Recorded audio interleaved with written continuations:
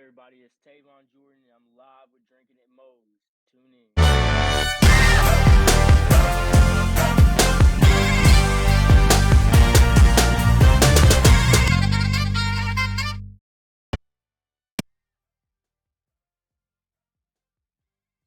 All right, everybody, taking time out before we get this show started.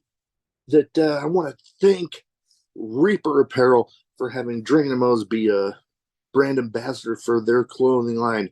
They got good stuff. They got t-shirts, they got hoodies, they got beanies, they got lots of great stuff, encouraging everybody to break out of their comfort zone, live their best self, and hey, it's something I try to live every day.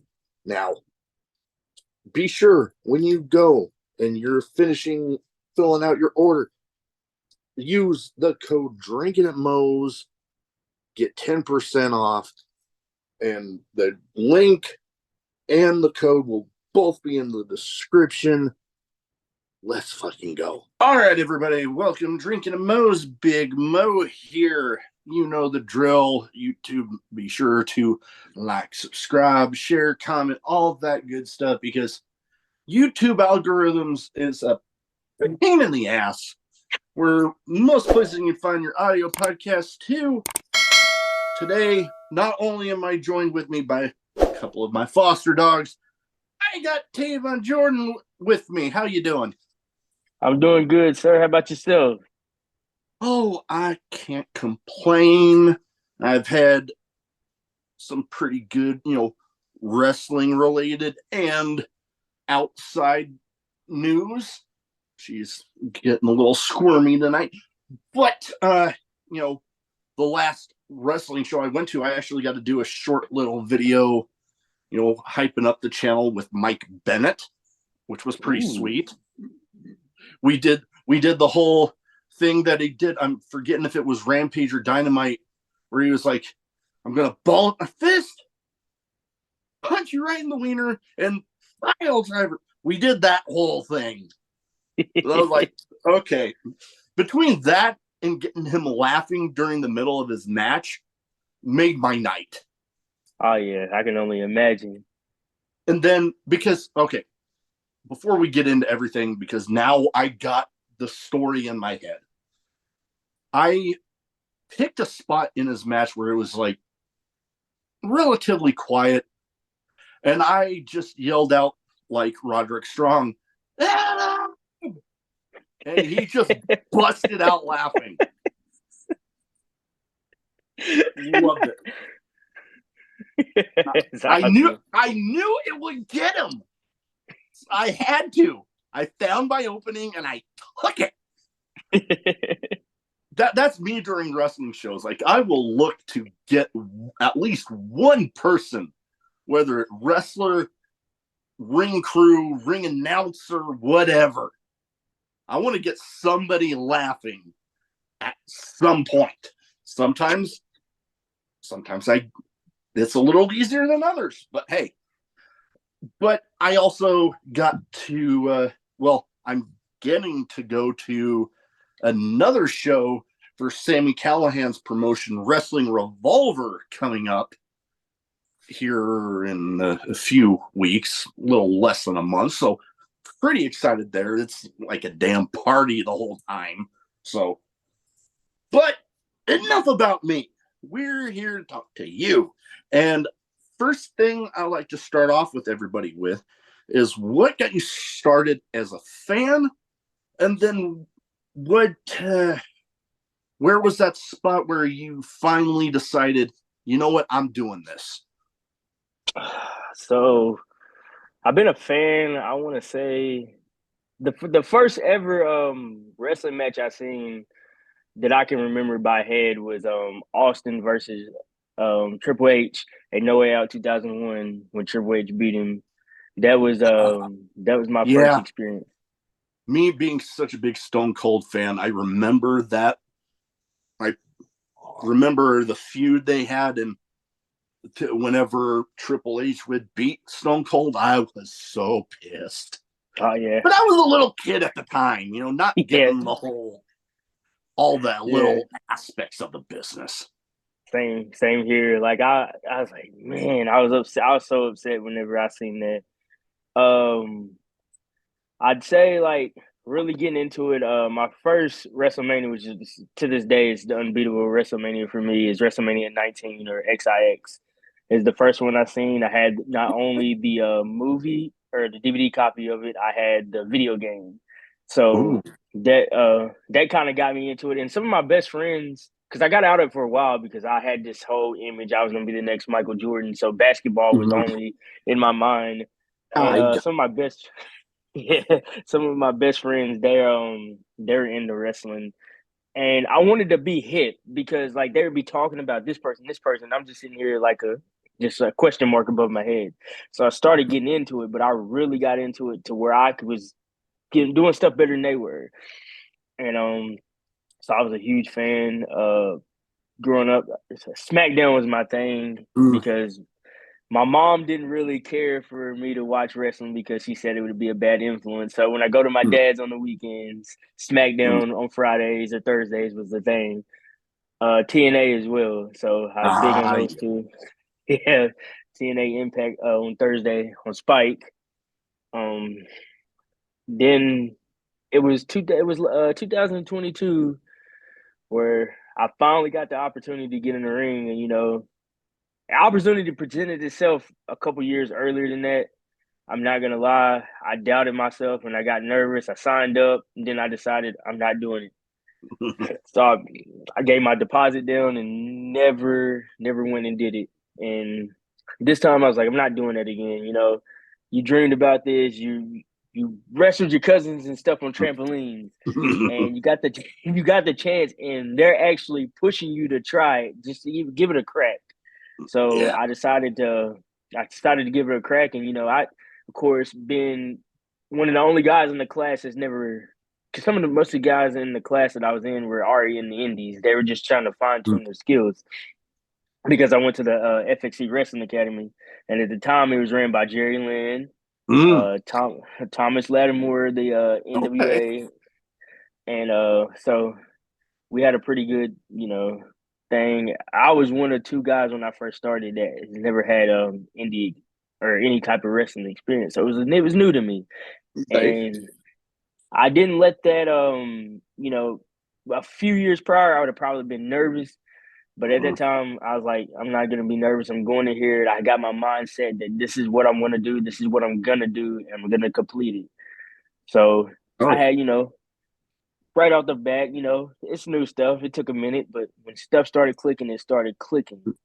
And eventually, I end up last year in January breaking these two fingers.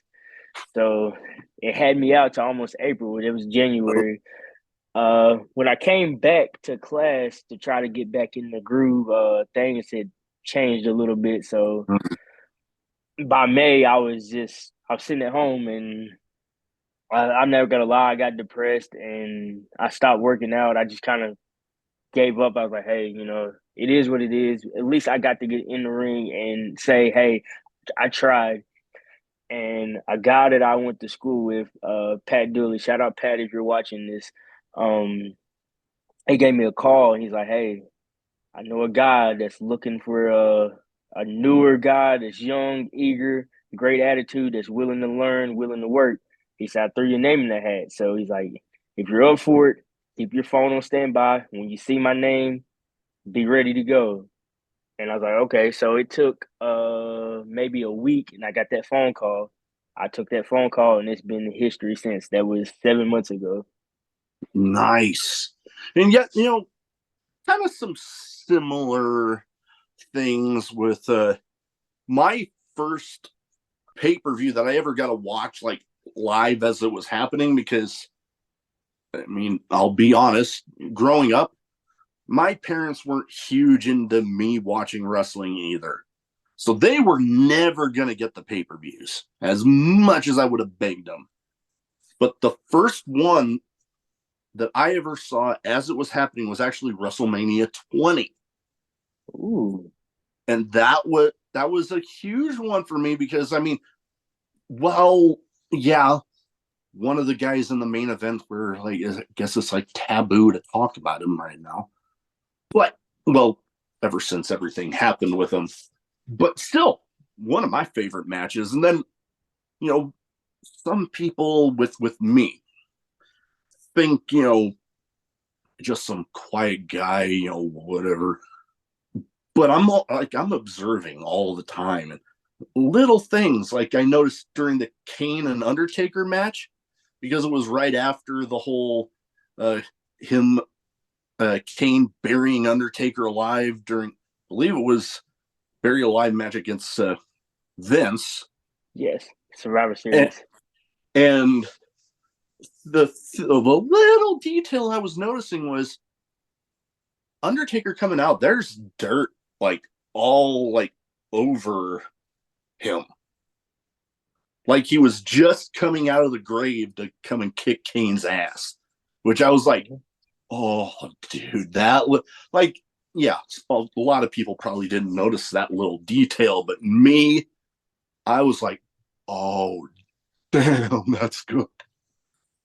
And, obviously the other little things like Rock and Sock Connection reuniting was pretty awesome. I did enjoy having Stone Cold out there, even though the match that he was involved in, being the referee, was Shit. notoriously bad. Yeah, pretty much. But it was Stone Cold was out there, so I was happy. Yes. And then like I said, growing up, my parents weren't really big on me watching wrestling.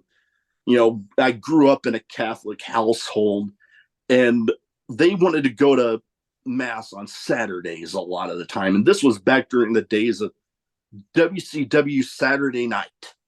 And I was always like, oh, I want to watch wrestling. I don't want to go to church. But it rarely ever worked out in my favor on that one. Oh, well. But another thing that I like hearing the stories on, and I've heard a lot of the viewers slash listeners like it too, is the origin stories of somebody's in-ring persona, because I've heard a lot about those first couple of years can sometimes be a bit of a feeling out process, figuring out what works, like, oh, this hit with the crowd, that not so much. What was it like for you coming up with yours? So when I originally started wrestling, I was a heel. So when I came out, I kind of had like I kind of gave like a Memphis type of vibe. Like, Memphis, they like to call with it checking, which is roasting. So like Mm, when I came out, I didn't know like what to do. So when I came out, it's kind of quiet because they didn't know who I was. So they didn't know what kind of reaction to give me. So in my head, it's like, damn, there's no reaction. So I was like, I'm gonna start walking towards the ring. And in my head, I'm like, the first person that boos, I gotta say something. I gotta let them know that I'm the heel. So a mm. lady started booing me. She's holding a baby. So I instantly started going after her and I told her her baby was ugly. So then in my There short you run, yeah. So that instantly started sparking the boo. So I was only heel for a couple weeks before I could not get these people to stop cheering me. Probably like my fourth or fifth week. And like even if I tell them like don't cheer me, I cheat and everything, and they still cheer me. So there's like, we gotta turn you babyface, dude. They like you. the whole thing with like kind of like with Eddie Guerrero during the lie, cheat, and steal thing. Like, you know, people just ended up cheering it because, some of the ways that they come up to kind of fool the ref or fool this person or that person was just entertaining as hell. You Yeah. couldn't help but love it. Yeah. Um so when I turned babyface, at first it wasn't a problem. The only thing that I would consider being a problem was promos, because the promos have to be like really really precise, because like saying just like one word thing can make you sound like heelish or cocky. So I kind of struggled with promos at the start of it, and My wrestling really and truly, the crowd kind of helped me get my persona from that because I love being the baby. It couldn't be no better timing with me going babyface because it helped with my storytelling of who I am. Who Teyvon Jordyn is somebody that always had his back against the wall. Uh, he never really had that support system. He was always alone, but he never gave up, regardless if it's him versus 1,000 men. He would keep fighting and fighting and fighting. And if he wasn't victorious, at least he can go out and say, "Hey, I tried and I fought." So that's how I build myself up. And now I'm at that level where I just, I'm going and I'm going and I'm going and I'm going as strong as I can. And I'm the fighting champion for some of the promotions that I work for. And I'm I guess you would call it like the new version of the people's champion. Except for I don't have like the Rock's persona, but I have like my own persona. No, I like it. I like it. And I'm trying to make sure my dogs aren't trying to get into something they shouldn't be. Anyways, speaking of some of the promotions that you work for, I was noticing, putting my notes together about TriStar Wrestling, and I'll admit, one part about this podcast that I love is I'm getting introduced to new people, new promotions all the time. Obviously do my homework and when having somebody on.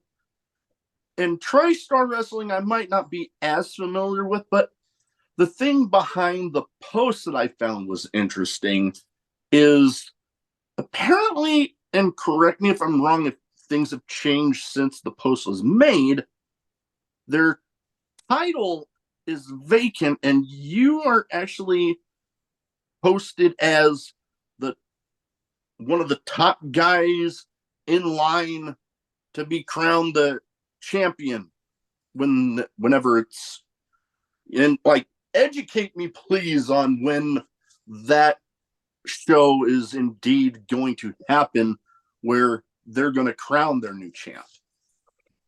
So yes, you have seen and read correctly. The title is vacant. Our well now former champion Chris Michaels, who is really really known around all around this area and stuff. He's done work with WWF and all of that. Um, he's vacated it, so we have a ranking system, and right Okay. under the champion, I was number one on the ranking system.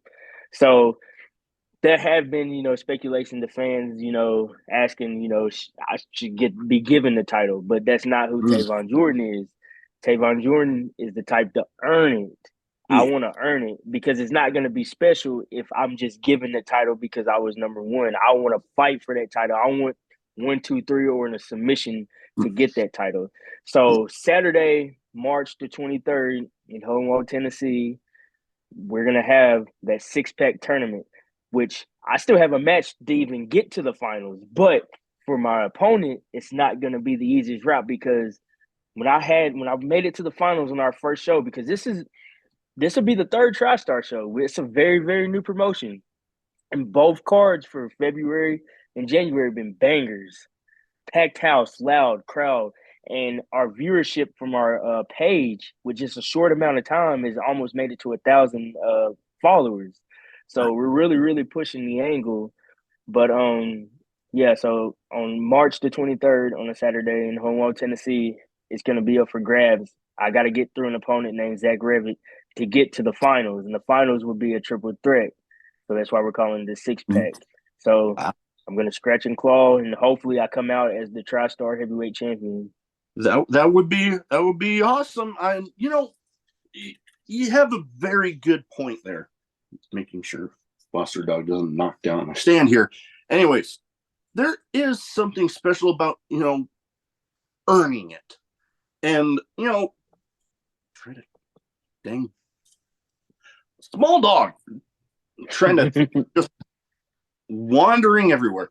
Anyways, getting back into it, the earning it because oh boy, it brings me back to when Eric Bischoff handed the big gold belt to Triple H. It was just handed to them. I mean, yeah, they needed a champion, but, when it comes to, okay, yeah, you were the number one contender. The guy vacated. Well, there would be, okay, give you a spot in however they're going to try to crown a new champion. Like boom, you're in the 6-pack challenge. You're in there. You've earned your spot. Other people might have to earn it other ways, but boom, you're number one contender. You're there. You're going to be fighting for it. And when you win, makes it that much more special because damn well you weren't just handed something. Absolutely.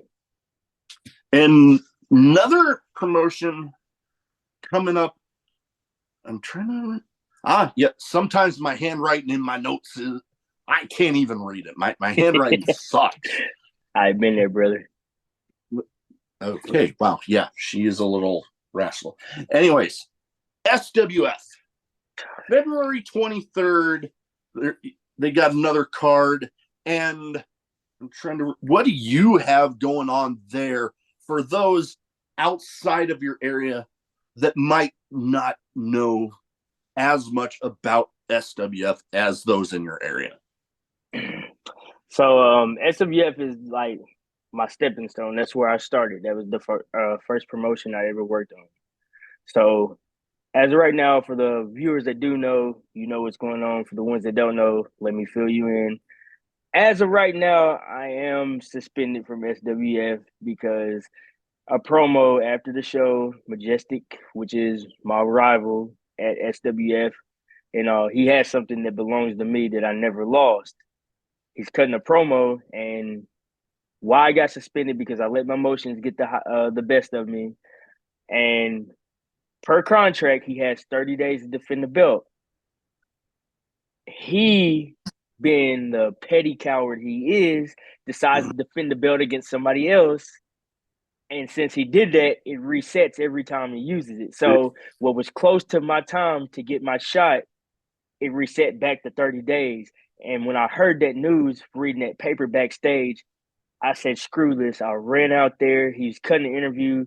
I just happened to hear my name. I came barging through the door. I jumped and got between Pat Dooley, and I just started wailing on him. So right now, I'm suspended because he done went to his lawyers or whatnot. So, Yeah. So it's a quest trying to get my SWF Openweight Championship back. So until the SWF side of the lawyers can get something agreed upon, so I can return and hopefully get my rematch soon. Right now, I'm kind of on a halt from there.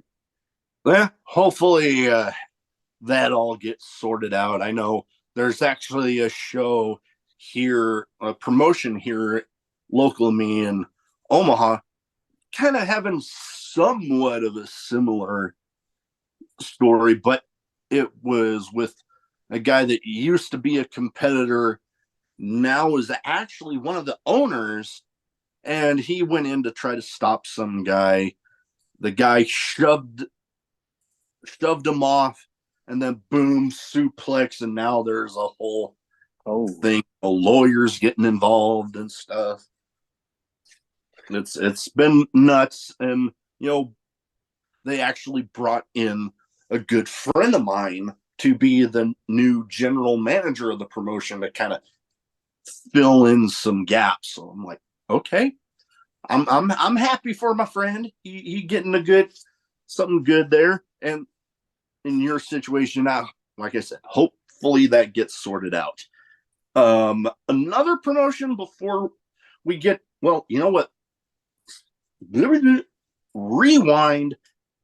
You brought up an idea I had in my head when you talked about the 30 days and it resetting.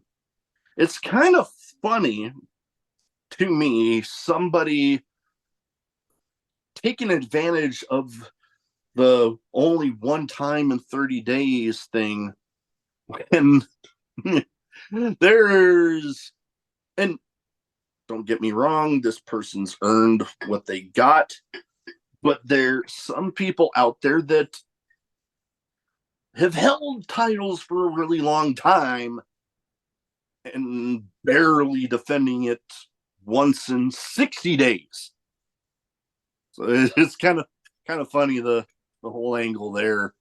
So hopefully the situation, and now dog trying to get into some stuff. I tell you, I love my dogs that they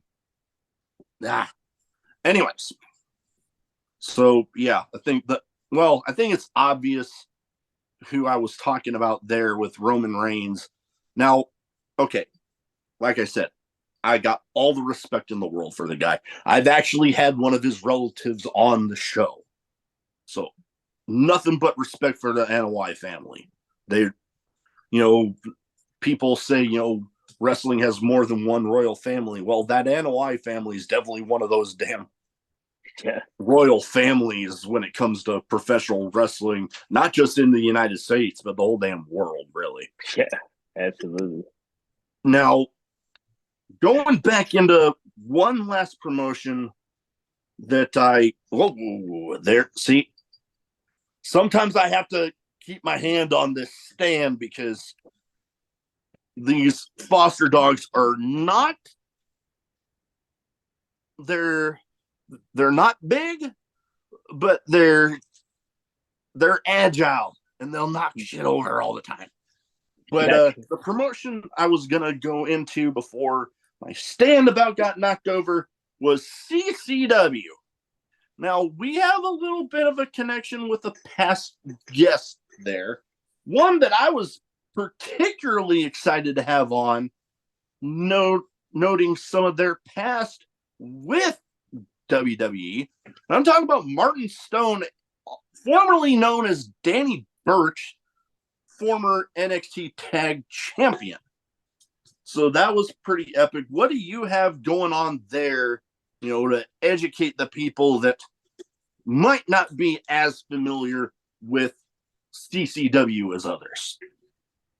So I just made my CCW debut last Friday. And if anybody's seen the picture, on my Teyvon Jordyn Facebook page, the guy I went to was quite massive. I'm talking 6'8", 350, and kind of made me look like a midget. Excuse my language. If there's any midgets, excuse my language. Or little people, I'm sorry. Yeah, we're not offending anybody, but just the image in our heads of somebody really tall making somebody shorter than them look like they're the. Okay, I'm gonna pause this real quick because dang dog. Alrighty, like I said, I love having my dogs down here. One of them is only a couple months old. It's just constantly getting into stuff. But your opponent, we were talking about how the contrast of heights and sizes can sometimes be, well, you take the match seriously and the fans will take it seriously. The contrast in sizes can lead somebody to be like, oh, damn. Yeah. So after we get out there because I was playing babyface, so I come out second. So he was already in the ring. The bell ring. I mean, I walked up to him.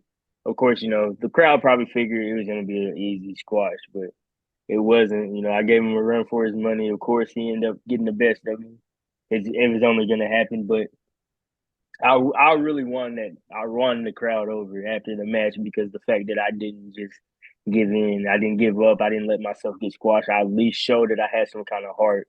So that was good. The CCW atmosphere was great. It was sold out, packed in Nashville. So they normally run in Florida, but they just moved to Nashville. I was gonna say I normally hear about them running in Florida, so they got up to Tennessee. Nashville, and just being a part of that now, it's kind of been a blessing. So I just, 3 days ago, just had my first experience. So the next show is in May, and I should be on that one. So looking forward to a cool little journey relationship with CCW. Hopefully, it can lead to me working in Florida soon. So that would be epic, and me having I wouldn't really say connections with the management there, but past guests having gone through their doors, I definitely keep my eye on stuff with past guests. Now, after tonight, you being one of them, I'm definitely going to be keeping my eye on that and all the other promotions that we've talked about to, see how everything's going with you. Now, I had two categories here. One's a bit of a name game where, I name off some people and you give me the first thought, first quick thoughts that pop into your head when you think of that person. And I try to theme it towards the guest as much as possible. Excuse me. So, with the whole Tennessee, wow, I don't know what the hell happened there. Sorry about that. But most of these have all been listed as whether, in ring persona or, in real life from Tennessee. But I've thrown in a wild card because I was thinking of this person earlier today. And I'm like, you know what? I want to talk about him. So first, wow, words are hard. I will start off with the ones from Tennessee and we'll end with the bit of a wild card. Okay. First one that I don't think there are too many people that won't say that they aren't a fan of this person. Bianca Belair, the EST. Greatness, athleticism, like superstar for sure. Oh yeah. She grew up on me very, very early in her career, and I'm excited for her. I think Oh, she got it. oh yeah. And I still, one of the many moments with her that pops into my head, I think it's happened more than once, with that long braid and just whipping somebody with it and the loud crack like an Indiana Jones whip. Just wham. I was just like, my stomach hurts just watching that. Yeah. All right. Next one that he was actually in my first ever WWE show I ever went to. And I guess I didn't realize they had this connection with Tennessee. But talking about the Birdman, Coco Beware.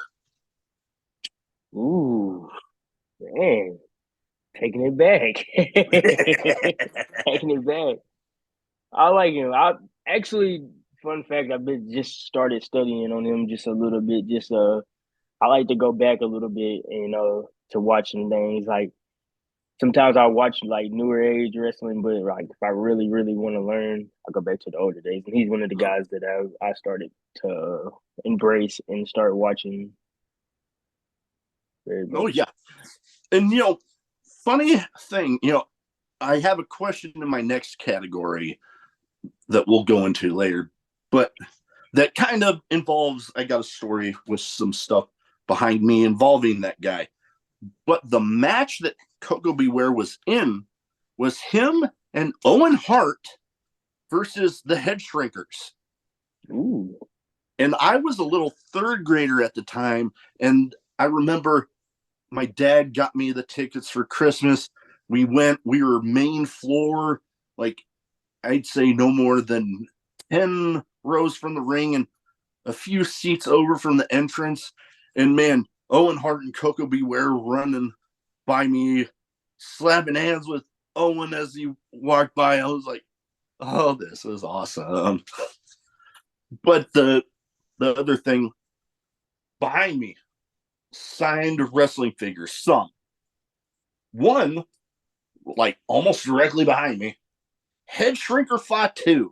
I met Rikishi late last July, and I got to take that figure to him and tell him the story about him being in my first ever WWE show I ever went to. That was pretty special for me, connection with, the person we were talking about, Coco Beware. All right, next one. These next two, I think, pretty much synonymous with Tennessee when it comes to professional wrestling. First one, the King, Jerry Lawler. King. Puppy. No, but King and JR both together on commentary was actually good. To me, I have like a commentary favorite, but they're up there in my top three. Funny, very interesting fact. In 2 weeks, March the 8th, Friday, I would be on the same card as Jerry the King Lawler in Ooh, Henderson, Tennessee. all right. Last of the Tennessee people before we get that wild card. He's a bit of a polarizing figure when it comes to wrestling. You either love him or you find him annoying. But we'll go ahead and get right into it. Jeff Jarrett. Jeff Jarrett. I like Jeff Jarrett. He's actually a pretty cool guy. A lot of people will be like, but personally, I've met him. He's actually pretty cool. He's really cool. Down there style. I've heard that about people that actually get to meet him. Yeah. He's a pretty cool guy to meet. I've been lucky enough to get to meet a handful of my favorites. Some of them, I have stuff from them behind me here, but the likes of Jericho, the Edge, Adam Copeland, however you want to refer him as, I actually am going to get this displayed at some point. DVD cover of, I forget which year's Elimination Chamber, but it's the one where he's on the cover and it looks like he's biting the cage. I have that framed and signed that I'm just waiting to display. I wanted to say 2011, but I could be wrong there. But yeah, Jeff Jarrett, I guess some people, it's more of the on-screen, constantly in the spotlight. But hey, you got to think you must be doing something right to be getting that spotlight all the time. I mean, for Christ's sake, he can still work at his age. He worked very well. Like that's respect. Oh, him and good Lord Sting. I know he's getting ready to retire, but good Lord, the stuff that he's pulling off, Sting especially, and Jeff Jarrett, the stuff they're pulling off at their ages. Wow. The whole chant of "you still got it," it definitely, in a way, applies to them, but it's almost like neither of them really ever lost it. Yeah. All right, now for the wild card. One of the guys that got me back into thinking about collecting wrestling figures and Funko Pops and all that. I'm talking about All Ego Ethan Page. All Ego Ethan Page. I was actually, when he was in TNA, or formerly known as Impact at the time, when he was in the North with Josh Alexander, I was a huge fan of him. I liked his work.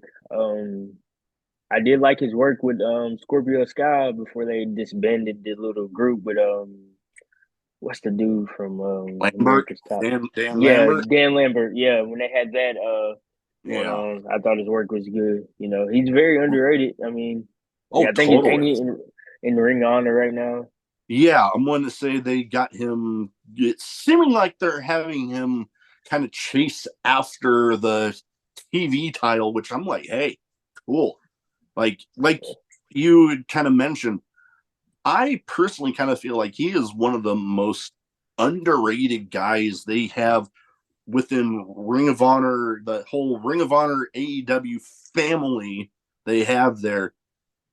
Ethan Page, most undoubtedly in my mind, one of the most underrated people they have.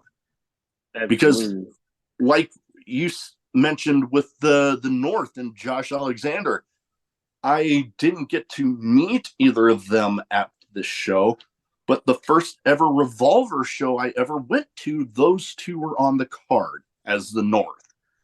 I have since got to meet Josh Alexander, so maybe someday I'll get to add all the ego onto that list of people that I've been able to meet. Yeah. All right, now I have some random questions. Some might be wrestling related, some might not be. Some might have absolutely nothing to do with anything we've talked about so far. So, I give you the question, you give me the first answer that pops in your head. Gotcha. First one, craziest in match moment for you. Rikishi getting thrown off the Hell in a Cell. Oh, okay. One that you've watched. How about one that happened for you in your wrestling career while this foster dog of mine tries to knock over my stand again? But the Rikishi one where he got thrown off the Hell in a Cell, definitely a crazy as hell moment for Yeah, sure. I thought he was dead. Though, yeah, I was right along with you. Yeah, I thought he was dead. I mean, that's probably one of the craziest ones.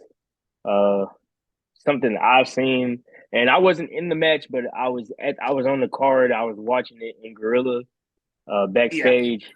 They were doing a I Quit match, and Okay. a guy he got hung and like kind of like Swerve and Hangman, the Yeah. same Andor deal, but it happened before theirs. But the fans like they were so into it, they thought he was really gone.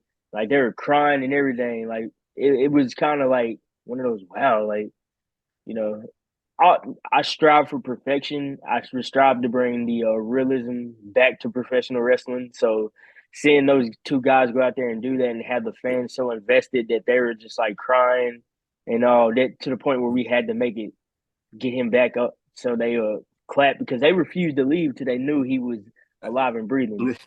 You know, that right there, you know, you often hear people talking about, knowing that, there's the predetermined aspects of the business. But the true magic of it is getting people to be like, I know that a lot of this is predetermined, but that right there had me second guessing myself. Mm-hmm. And that right there sounds like it was definitely one of those moments where people would just be like, "Oh, damn!" Like that right there looked real as hell.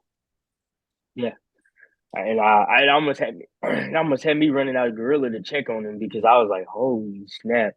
Like, and like, that's just who I am. I strive on keeping all of that stuff real, kayfabe and all. Even though everybody say kayfabe is dead. There's my mentor says this all the time. There's two kinds of bullshit: believable bullshit and bullshit. At least when I do my stuff, I want believable bullshit so I can get people invested in it. Like right Oh yeah, now, my storylines at SWF, people are invested in. I don't know if you read the comments on my post. I Like, I they, I maybe not all of them, but I definitely do take peeks every now and then. Yeah, yeah, because my work stands out. It's believable. So when I got stuff going, people believe it. You know, so that's that's what I awesome. strive for. That is awesome. All right, now we talked a little bit about some WrestleMania moments, and we're on the heels of another WrestleMania 40. Now, I have some moments of mine that I would consider my some of my favorite WrestleMania moments. What would you say are one or two of your favorite WrestleMania moments? Um, I know we're not supposed to speak on. Well, you're not supposed to speak on this person's name, but that WrestleMania 20, that triple threat. that I was a huge fan of that person, and seeing that win, and then seeing his best friend hug and they Mm, embrace, and they both got the belts. mm. That kind of made me a huge fan of. I like to say WrestleMania 19, going back to my personal favorite, The Rock and Stone Cold, their match, when Mm. just was, nobody knew that was gonna, for a minute, that was gonna be the last of those two.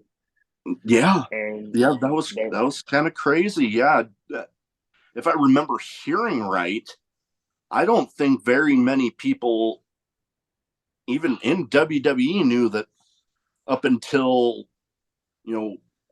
I mean, yeah, WrestleMania 20, they had the bit of a, he was there, but he wasn't like active. wrestling in a match.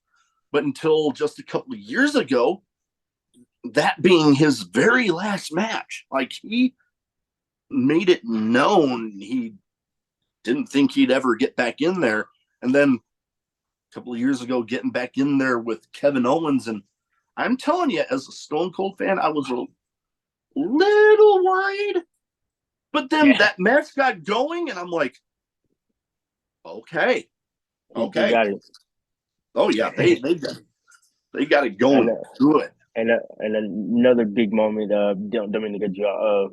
Of course, the Kofi thing Ah, was yes. kind of real Oh, big, and watching that, I didn't even know Kofi personally, but I gave him a standing ovation for that because, I mean, just being like realistic, we never had a full black champion. The closest to WWE, yes, we had Booker T and Mark Henry as the world heavyweight, the big gold, but we never had a like fully black WWE champion. yeah, So with the just finally WWE getting, logo fully displayed on there. Yeah.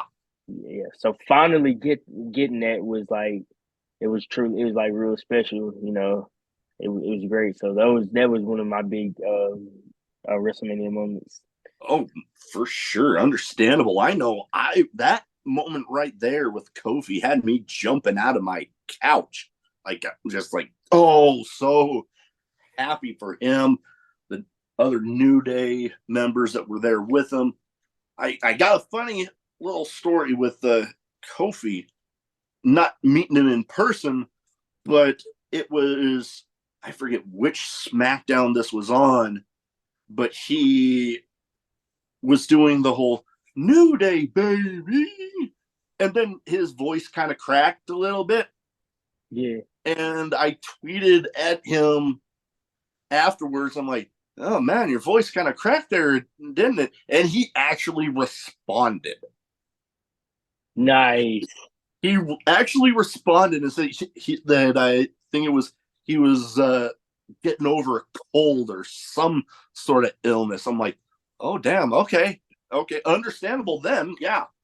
But yeah, the whole actually responding to, which I never thought would happen, but it was like, oh, okay. That's And so awesome. oh yeah, I know some of my favorites. Going, and I mean this goes back a while.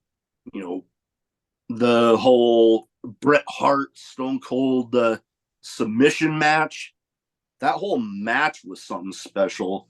Yeah. Um, Again, the the celebration at the end of WrestleMania 20, getting to see those two lifelong friends in there that had been through the ups and downs of the business, both being the main champions of the biggest promotion on the biggest show, was just heartwarming. It's kind of saddened that, now when people think of that, it also brings up the memory of how stuff ended with him. Yeah. We'll just put it that way.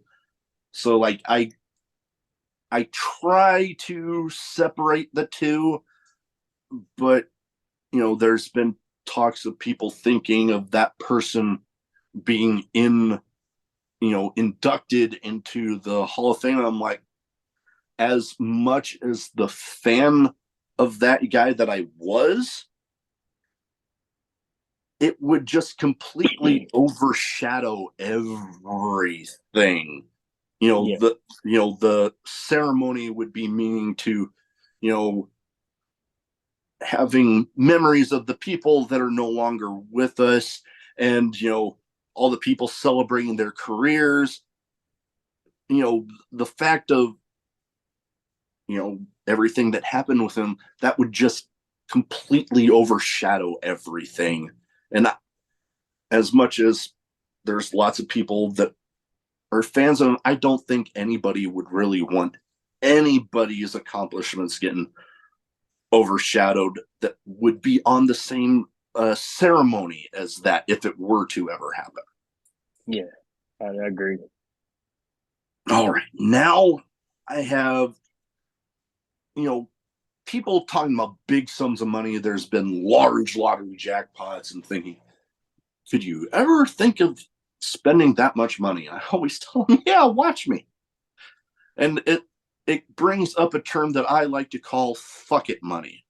Whereas, like, you never in a million years would have been able to think you'd be able to afford this or that. But now you got that sum of money, so you're like, fuck it, I'm gonna get it. What is one of the things you would get if you had fuck it money?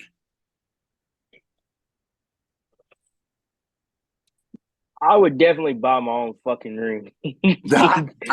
You're not the first person to give me that answer, and I like it because getting to have that ring always ready to train, because it's an ever evolving process. You're always learning, you're always training.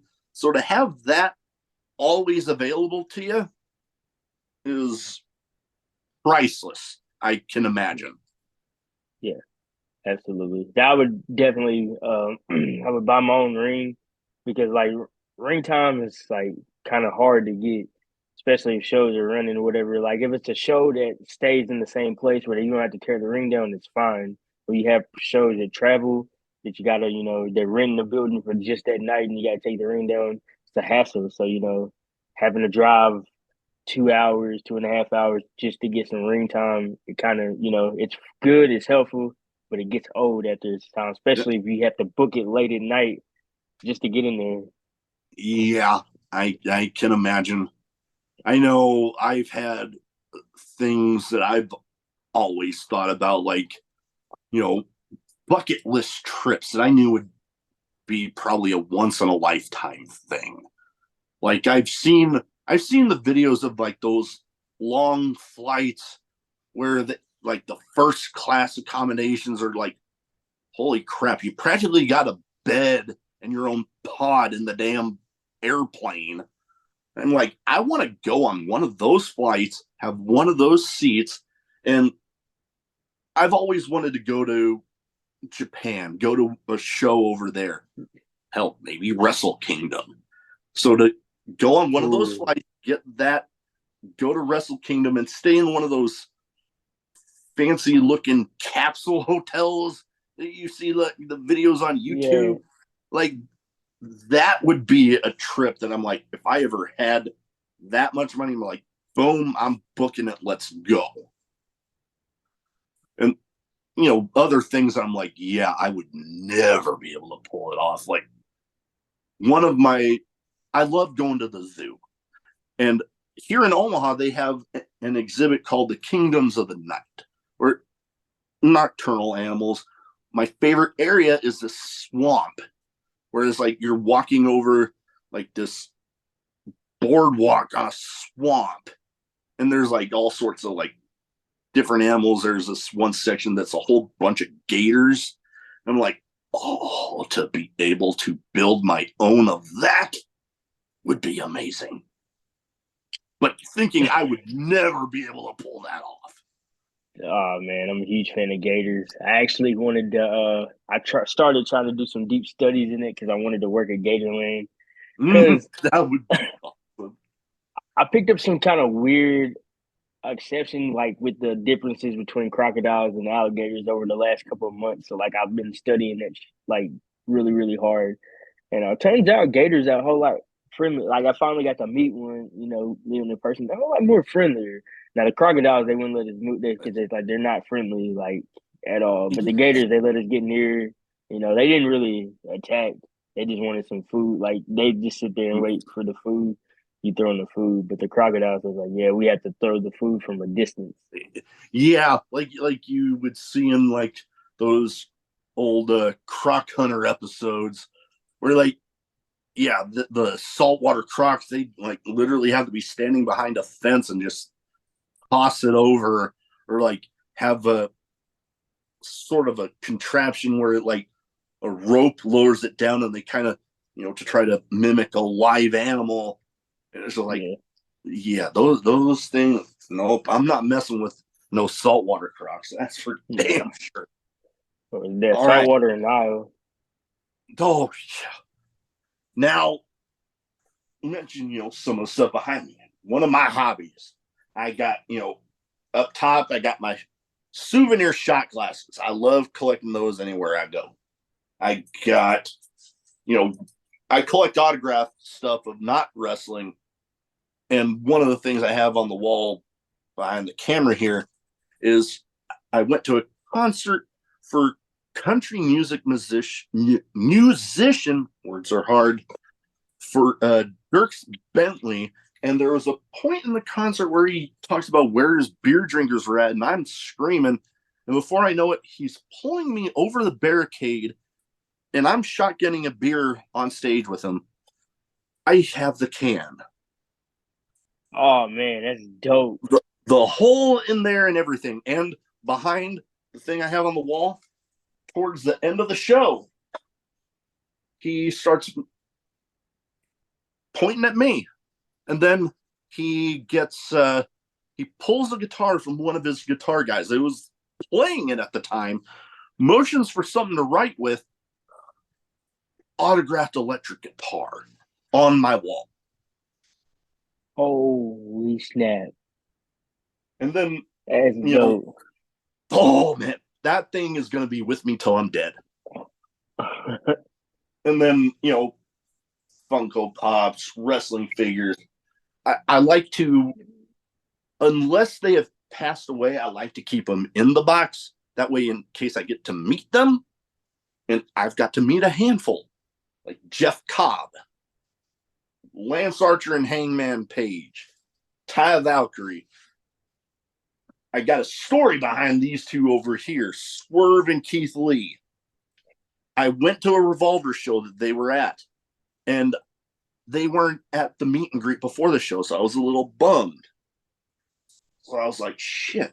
Well, I'm walking out to my car and I see somebody, and it's like, oh, they're filming a promo out in the parking lot. Okay. I get a little closer because it wasn't far away from my car.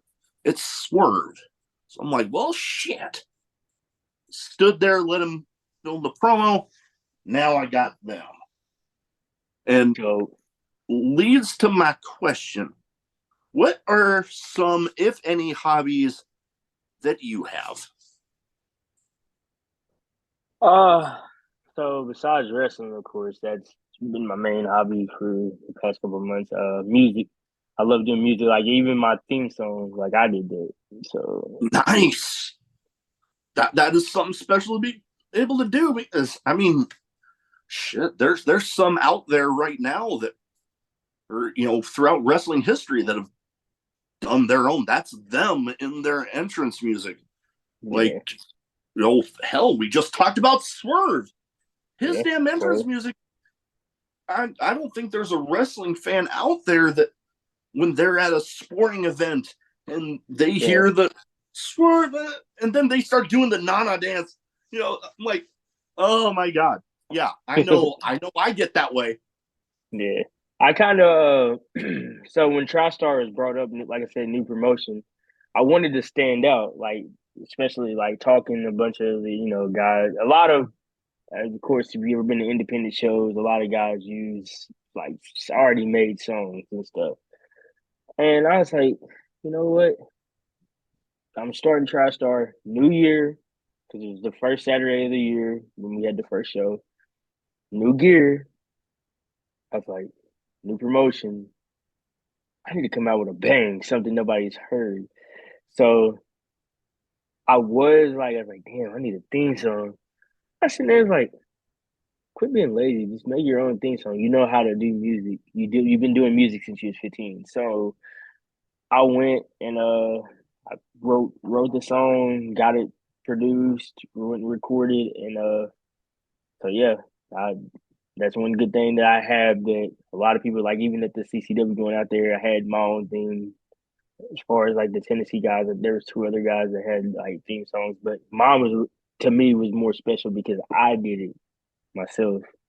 Hey, that So that is something special. All right. Now we have just come past Valentine's Day. And I made a joke on my little kind of a spin-off, I guess, for the lack of a better term, where me and a friend of mine, we call it my 2 cents. We give our opinions on and thoughts on different wrestling topics. And towards the end of one that I'm wanting to say I just aired it last week or week before. I've had so many damn episodes on everything that my memory gets a little fuzzy sometimes. yeah, I understand.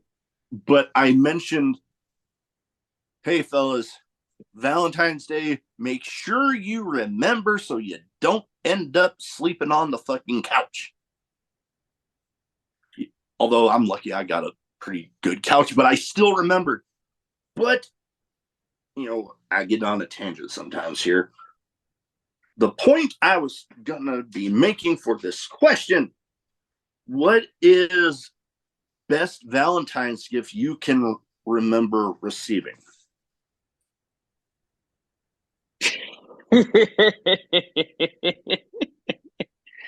Ah, oh man. I mean, sex.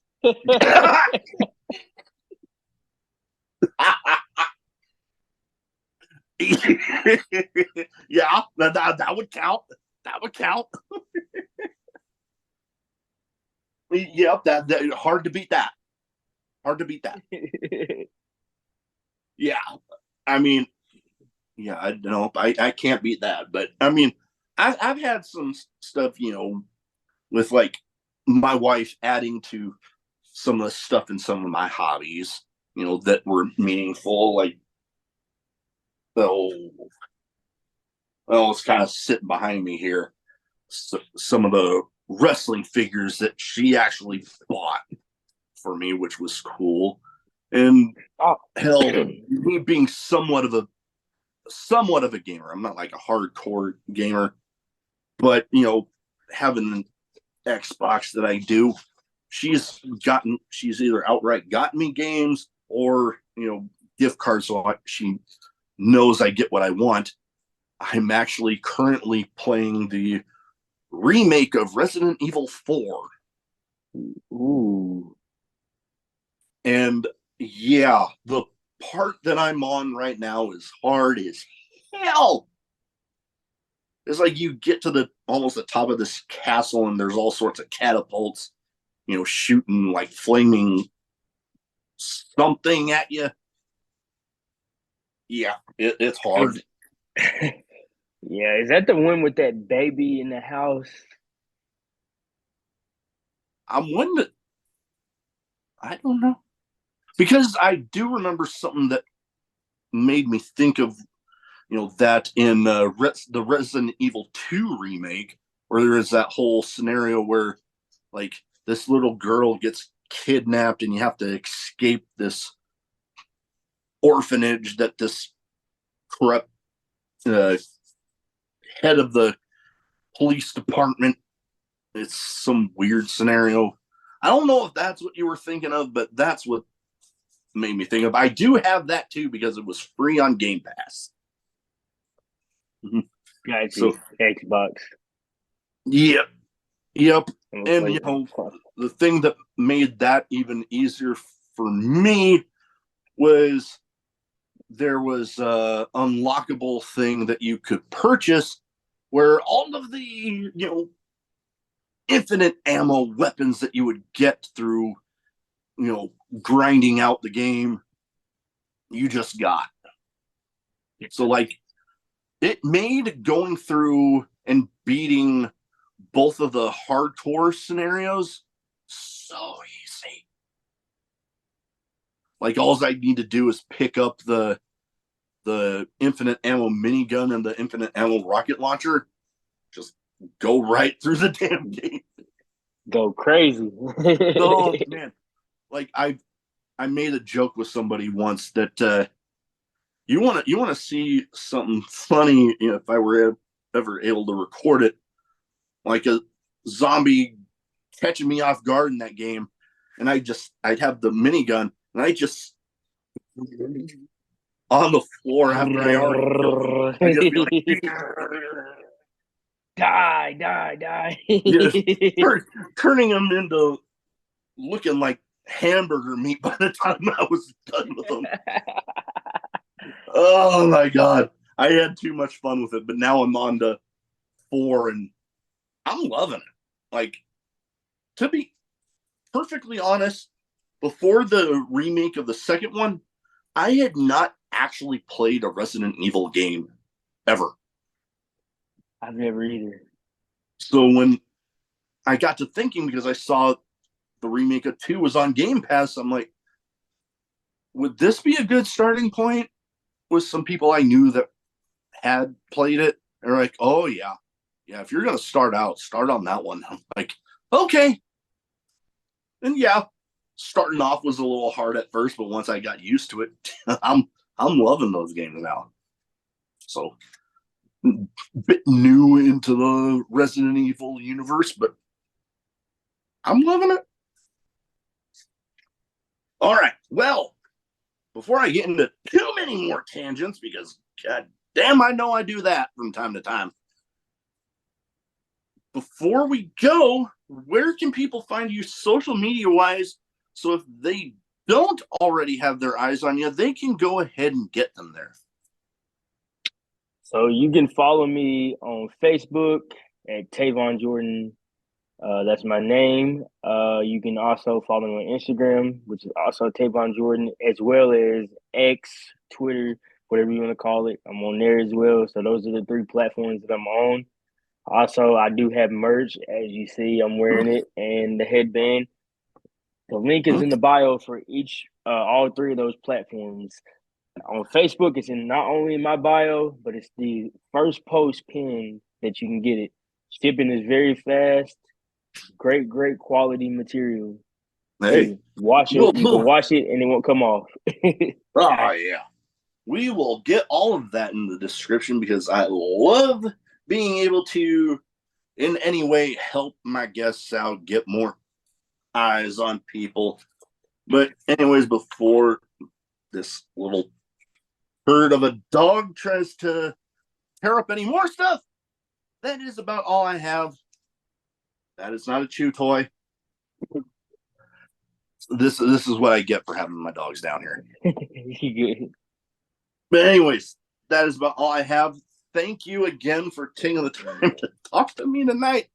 And best of luck out there 2024 and beyond. Hopefully we get that suspension figured out. And you're welcome back anytime at all.